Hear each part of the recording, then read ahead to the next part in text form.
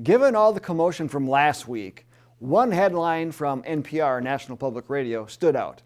It reads, "Trumpism suffers untold damage in its collision with the U.S. Capitol." It represents much of the faux outrage the left has exploded and exploited since January 6th. We'll take an in-depth look at this as well as the agenda behind it and what you can do about it in this episode of Analysis Behind the News, where we provide the perspective that you can use to restore American liberty and independence. As you read through the article, which just drips with a disdain for lawlessness, you wonder where in the world were they during the BLM and Antifa riots of last summer.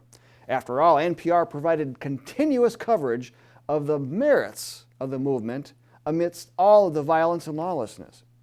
Midway into the article, NPR published, "That was why we were sickened by the real-time video and endlessly repeated images of desecration and terror on Wednesday. Images we will live with the rest of our lives." Yeah, that's rich. Images they will live with.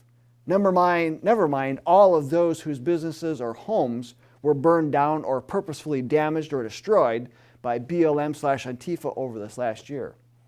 Breitbart reported last September that the amount of property damage caused by riots occurring just between May 26th and June 8th could reach $2 billion in insurance claims alone.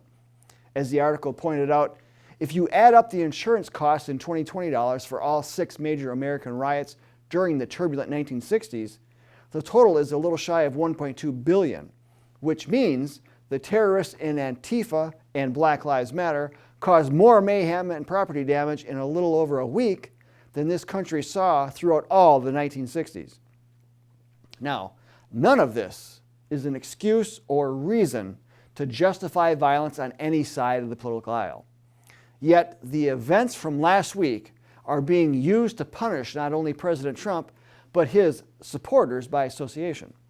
President Trump has not been charged with the crime, nor has the vast majority of those who attended his rally last week. However, Congress's overreaction and false conclusion about who did what at the rally and subsequent riot have emboldened many businesses to convict law-abiding citizens in the court of public opinion, denying them access to vital services.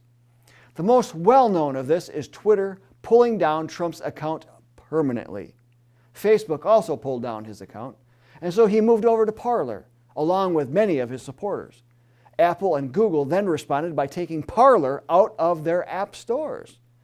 Then Amazon, whose web services company hosts Parler, decided to pull their services as well, forcing Parler to go dark.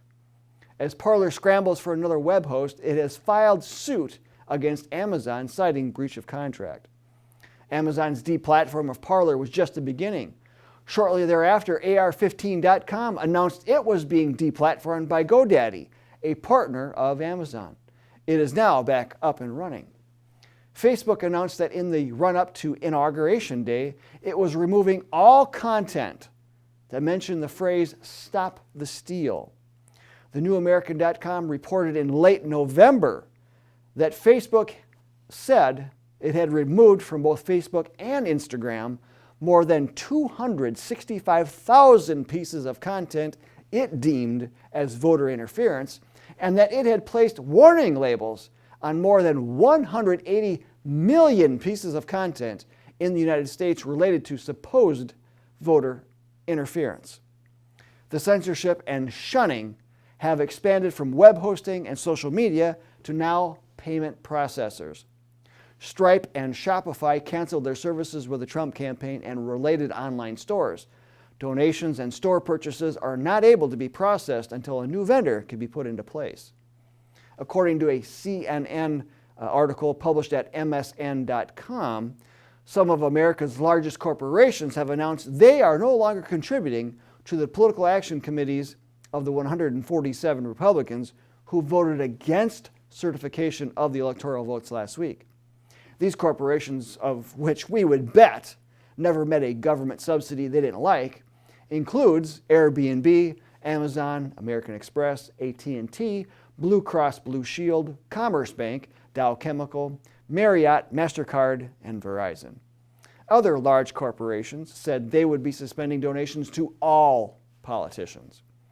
In the midst of all of this, an internal memo from the FBI was leaked to ABC News that suggested armed protests were being planned at all 50 state capitals and at the U.S. Capitol.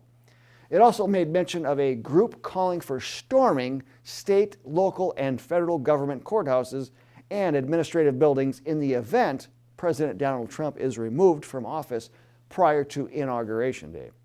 The group is also planning to storm government offices in every state the day President-elect Joe Biden will be inaugurated, regardless of whether the state certified electoral votes for Biden or Trump.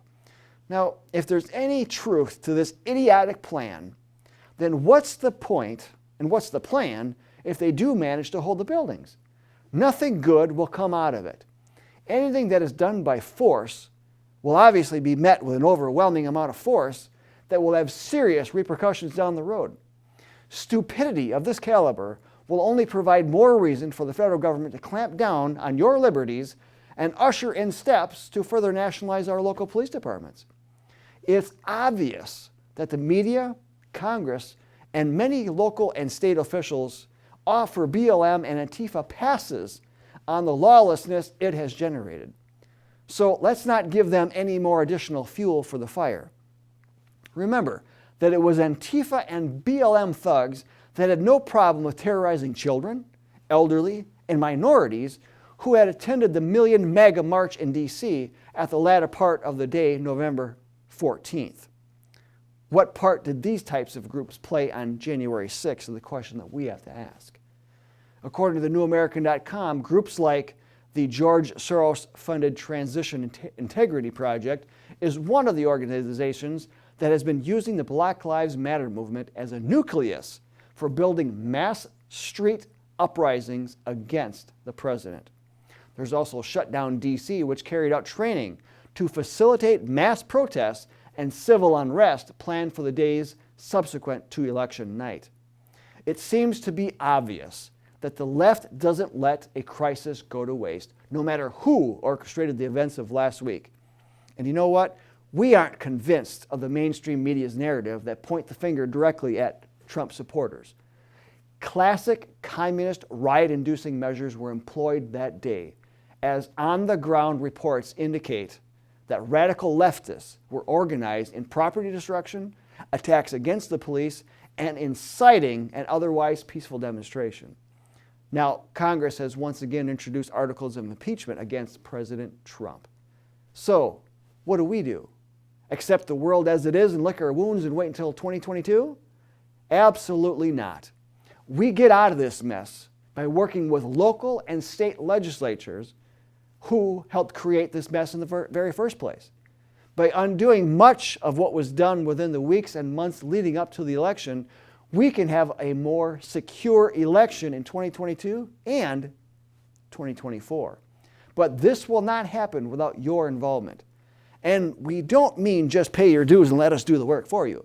We organize down to the local level and use educational strategies to inform our fellow Americans of what is going on and what they can do about it.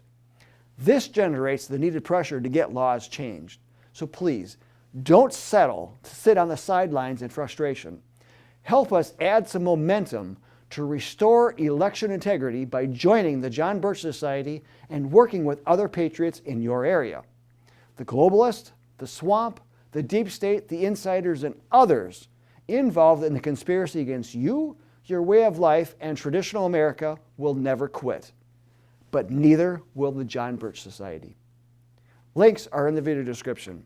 Who do you know that cares about freedom and independence? Because folks, it's time to act. The survival of our republic depends on what you do or don't do. I'm Bill Hahn for the John Birch Society. Until next time, stay informed, stay active, and please stay safe, patriots.